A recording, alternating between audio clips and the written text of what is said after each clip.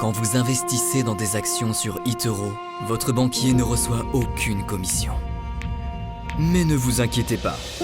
Après un week-end de ski à Chamonix, un smoothie à la noix de coco et un massage à 4 mains, il finira par s'en remettre.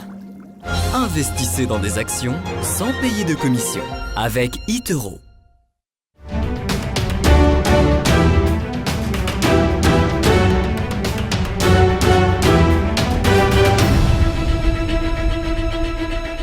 Et à présent, c'est la séquence Market Mover avec eToro, puisque vous avez la chance d'écouter l'un des meilleurs experts, Antoine Fraisse-Soulier, analyste chez eToro. Antoine Fraisse-Soulier, bonjour.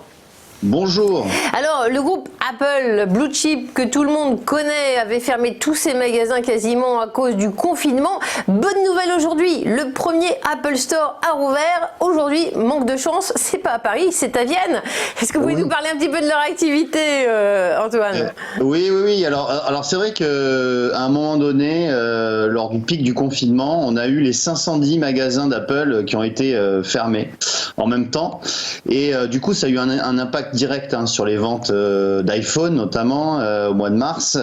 Les ventes d'iPhone qui ont baissé de 6% en 2020 pour l'instant, avec donc une chute moins importante que la moyenne dans l'industrie des smartphones, qui est de 16%. Donc même si on a quand même du côté des Apple Watch et des AirPods une progression des ventes, toutes les autres catégories de hardware ont été en recul, je pense notamment aux Mac et aux iPads.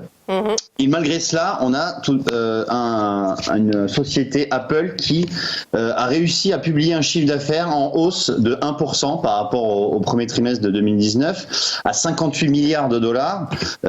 Donc on est quand même sous les attentes de début d'année. On attendait plutôt entre 63 et 67 milliards de chiffre d'affaires.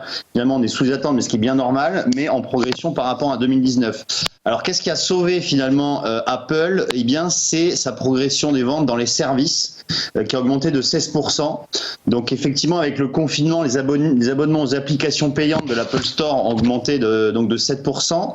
Et on a aussi une bonne dynamique sur tout ce qui est Apple Music, Apple TV et iCloud.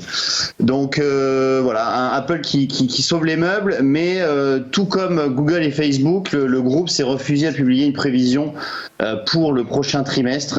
Voilà, c'est la première fois depuis 2003, évoquant bien sûr des incertitudes concernant l'évolution du virus et des incertitudes macroéconomiques.